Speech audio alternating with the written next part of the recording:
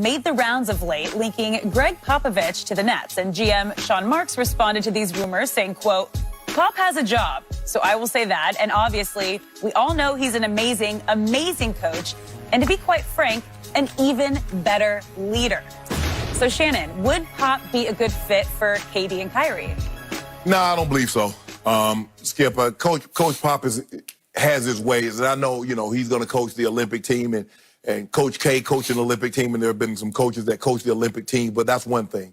To have to be on the grind day to day with these guys, Skip, and everybody thought Jerry Sloan was going to do a great job with Darren Williams, and he ended up retiring. Rest his soul. So, Skip, no, I don't think so. I think Pop is used to coaching guys. He coached Tim Duncan. Tim Duncan is one of the 3 or 4. Obviously, he's the greatest power forward ever lived, but he's I believe Tim Duncan is the top 5, top 6 player in NBA history. Unassuming. David Robinson, unassuming. Kawhi, unassuming. Manu. So he's not used to having these guys. These guys kind of get into their feelings. They get stubborn. And I don't know. And I just don't see Coach Pop leaving. I can't see Coach Auerbach coaching someone else other than the Celtics. I can't see Coach K. Now that he's with Bennett Duke, Skip, can you imagine Coach K coaching anywhere else for any amount of money? I can't.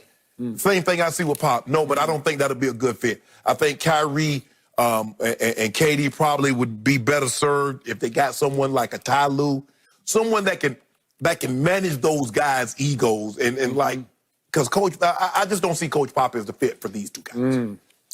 Completely agree. I remind you, Sean Marks is the GM of the Nets, and he played for Coach Popovich and then came up through the Spurs front office and became the #1 assistant to R.C. Buford, who I still consider the best GM in basketball. So I am with you on this count. I believe that Kevin Durant and Kyrie Irving would last about 2 weeks with Gregg Popovich, especially at this stage and age of their careers and his career. Yes.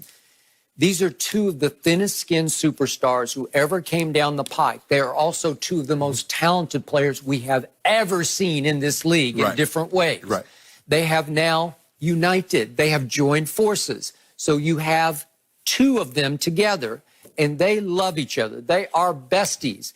But you're going to have to convince both of them. And Gregg Popovich is absolutely their worst-case scenario and maybe their worst nightmare. I just don't think it would begin to work. And I agree with you. Ty Lue is by far the best fit. He's an even better fit than Jacques Vaughn, who's now the interim coach and who Woj said the other day is the odds-on favorite to win the job.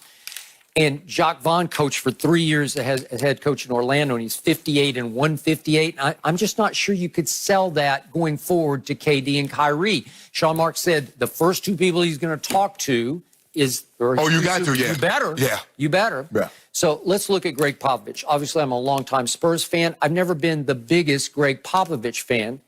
He's the one coach who still gets away with coaching like he's a college coach, the way Coach Izzo does at Michigan State, where you're the king of your kingdom, and you can just say, you can go off on players, and they just accept it because that's just Coach Izzo. That's just the way he is. Well, Coach Pop is the oldest school my way or the highway coach left in this league. He is. And he is the combination good cop, bad cop who leans more toward bad cop behind the scenes. And again, he is scathing in his criticism of President Trump, which is fine. But then he turns right around and he can be scathing in his verbal abuse of the media. He is even worse than Trump is in press conferences in which he berates and humiliates reporters for asking what I consider valid and obvious acceptable questions. Skip, I don't even know why they talk to him at the start of a quarter or something like that. Why you even talk to him? You already know you're not going to get anything. All right, so that's the man who motivates and criticizes with heavy sarcasm. He had Tim Duncan for years. He said publicly time and time again, when that man walks out the door into the sunset, I will be walking right behind him. Guess what? That was 4 years ago. But he brought it back. He said, come on, Tim. I can't do this without you. I'll let you sit beside me. Come on, Timmy. Okay? But he was talking about when Tim quit as a player. Well, he was Belichick to Tim Duncan's Brady. And so Belichick had Brady in the locker room to say, hey, it's okay. This guy's a little crazy, but we'll win if just swallow it. All the sarcasm, all the all the heavy criticism that you're going to take in film sessions on the practice field.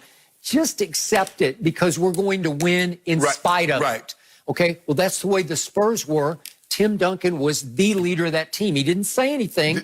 He didn't need any shine. He didn't need it. He was not on social media. No. He had no ego that I could see. No. But he told everyone, this is my guy. Right. And I think Tim's, by nature, behind the scenes, he also had kind of a sarcastic wit about him. He does. And so he enjoyed trading little barbs with Coach Popovich in a good way. Right. That kept the locker room healthy enough that they could win championships. You hit the nail on the head. Because Tim Duncan allowed Pop to coach him, everybody else had no choice but to fall in line. Because Tom Brady let Belichick coach him, he did. Everybody else had no choice but to fall in line.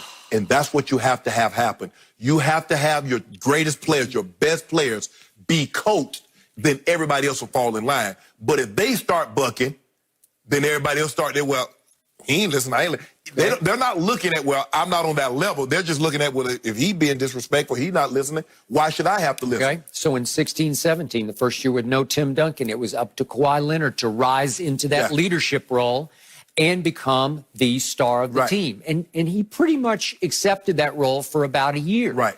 And they got all the way to game one in the conference final at Oakland. Right. And they had it in the bag. They were up, what was it, 23 in the third quarter? And Zaza Pacheep shot happened. Remember that? Yeah. He sticks his big size 30 shoe or whatever it was, his clown shoe underneath Kawhi, and he turns his ankle. Well, Pop made the mistake. Because Pop made the mistake and thought he could coach Kawhi like he did Duncan. I agree. But for 1 year, it was okay. Yes. It was, so they end up getting swept by Golden State with no Kawhi. It was fine, Skip, until the injury. Like, Duncan might have an injury, and Pop would go by and say, Duncan, you faking because you scared of Shaq. Ain't nothing wrong with you. Right. But you couldn't do that with Kawhi. And see, I think that's the mistake. That's what you have to know, Skip. That's how you have to navigate certain players. You could joke with Tim Duncan. You just want a night off. So then what happened the next year? Kawhi said, no, I've had enough. Exactly. I can't take it anymore. Right. I want out. I'll do anything to get out of here. Right. And that team lost to the Warriors in 5 in the first round. No real shame there. But then here we went last year, and I thought Pop actually did one of his better coaching jobs. They managed to get to the first round and lose in 7 to the Nuggets, but they took them to the bitter end at Denver in Game 7. Not bad. This year they're 27-36. And they're 4 games out of the 8th seed. They're still going to get to go to Orlando, but they've lost LaMarcus Aldridge to shoulder surgery. So I don't think they're going to make the playoffs. They're going to make a deep run. And that was the difference, Skip, because although Coach Tim Duncan knew Pop was joking with him, Kawhi thought, he was like, this man is challenging my manhood. He doesn't believe that I'm actually injured. So that's why you have to know who you're dealing with and how to deal with certain guys, and that's the really good coaches. But that's Pop's style. And at 24 years in, as old as he is, can he change that style? 71 years old. Yeah, so do you want to start over in Brooklyn? Because you don't want to just go there for a year or two. When you want to make it 5 years? Right, and the thing is, Kyrie's been nicked a lot. He has. So with that type of sarcasm, oh, you nicked again. How would that play with Kyrie? Hey, Kevin Durant, as much as I love him, he was on Twitter all weekend. Oh, he beefing. Just beefing with everybody, with nobodies, right? Anybody takes a shot, he's going to shoot back. He's going to fire back. Okay, so if Gregg Popovich dared to make some sarcastic comment, you going to make a shot today again? You know, like something, even in practice, you're going to make a shot? Right. Well, you out again? Yeah. Hey. I guess we got to cancel practice today. KD not playing. Not practicing. There we go. Yep. Okay. No. All right. Well, the Cleveland Indians might be the latest in discussing changing their nickname. We'll have the latest on that.